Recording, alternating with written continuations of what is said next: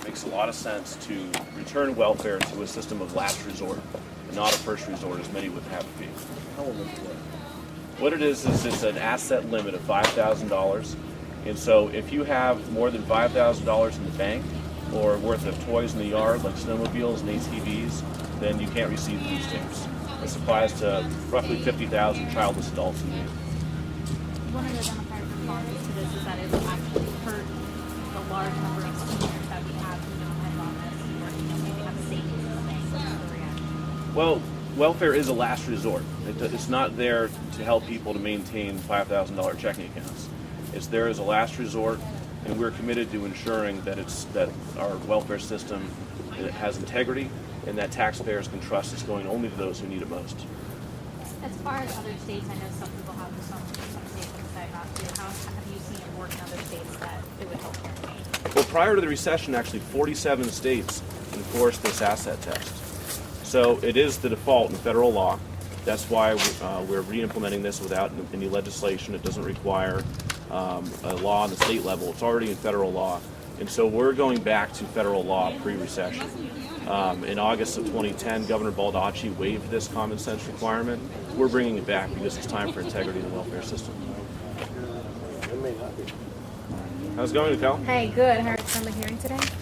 Sure. Well, it's hard always. It's tough to know what to expect for sure. We wanted to give the public an opportunity to comment. This is a significant welfare reform, and so it's always important to have the public able to come out and share their thoughts. So will this take effect regardless of what happens at the hearing today? If so, tell me why. Yes, it's taking effect. The target date is November 1st, and it's already allowed for in federal law. It's in fact a requirement that Maine and most states implemented years ago, and we're bringing it back into effect. Okay, so this was something that was in effect when? In Maine, prior to August of 2010, we enforced the asset limit, which essentially says that if you have more than $5,000 in the bank or worth of snowmobiles, ATVs, boats, things like that, then you can't receive food stamps. You need to use your own resources that are available to you before you ask the taxpayers for help. So what happened? Did it expire or? No, in 2010, the Baldacci administration waived this requirement, and it was part of the federal government's initiatives during the recession. The LePage administration now is re-implementing the work requirement because our economy is on the move. We hear from employers that they can't find people to work. It's time to get Mainers in welfare to work and to re-implement some of these common sense welfare reforms. What do you say to the Democrats' argument that we're just making things more difficult for people who have a need for this type of assistance? Well, things are very difficult for a lot of people who work full-time, don't receive welfare, and don't have $5,000 in the bank. So we're re-implementing this rule to bring some fairness and some common sense expectations to the welfare system. Anything else you want to share out? You should do it. Thank you. For taking care of their neighbors when they're going through a temporary hard time, which is what SNAP benefits are all about. There's many, many people in our state who have worked really hard, who continue to work hard to have things, and those small possessions shouldn't get in the way of them temporarily needing food assistance to get them through a bad time until they can get another job.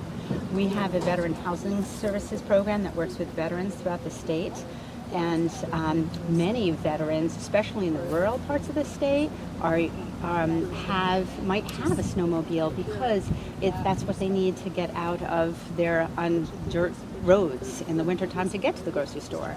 Or, as we know too from some of the younger veterans, when they come back from war, this is something that they need a sense of community for, and they often join snowmobile clubs or actually ATVs.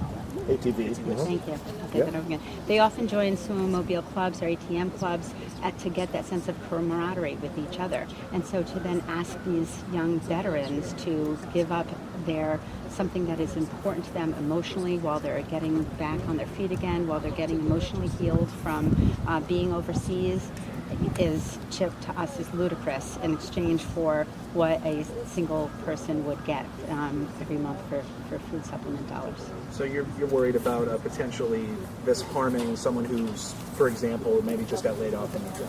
Absolutely. We look at our mill towns and our communities throughout Maine, and we know that there's many of our neighbors who are temporarily unemployed, and we're very concerned that they are able to still get those food benefits while they're looking for a job without having to sell the things that they've worked so hard for. We're also really worried about elderly, and so Maine is the oldest state in the nation, and we also have the highest one of the highest home ownership rates in the nation. So there's a lot of older Mainers who have little bit of nest eggs to pay for their roof to be re-roofed next year. And we also know that if you go to any food pantry around the state of Maine, you know who you're going to see standing on church food pantry lines and city town hall food pantry lines is elderly people. And so it should be our challenge to help them be able to gain the food assistance that they need and qualify for, not turn them away because of shame. Anything else? No, I think that you should talk to our Not all in the state of Maine can do away with recreational vehicles, because for some they're not recreational. They're a way to get around. They're a way to connect to other people.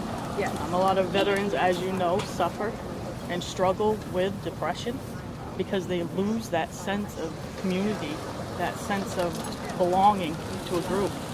And having an ATV, a snowmobile, or a motorcycle is a way for them to reconnect and keep that depression to a side. Thank you. I appreciate that. Yes, other people want to talk to you. Can I just have your first and your last name for the information, please? My name is Carrie Dunton. I work for Preble Street Veteran Housing Services as a caseworker in the Bangor office.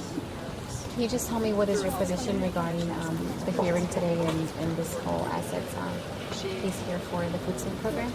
I'm giving a testimonial because I work with literally homeless veterans as well as veterans and their families that are at risk of homelessness. And part of our program, we do connect them with SNAP benefits to help them maintain a stable house. So some of my veterans, they live in remote areas, they have ATVs, they have snowmobiles, because they need them to get out in the wintertime, in the mud season, to get to the store. The roads don't always get plowed up there. Sometimes, they're full of mud. They have to park their vehicle on the side of the road and take a snowmobile down to get out. I have a client I'm currently working with.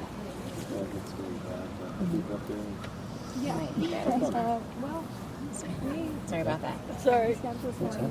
I think we might need batteries. I just shut off. Oh, don't let her talk anymore. All right, so I have a client in the Penobscot area that came to me who was living in a camper.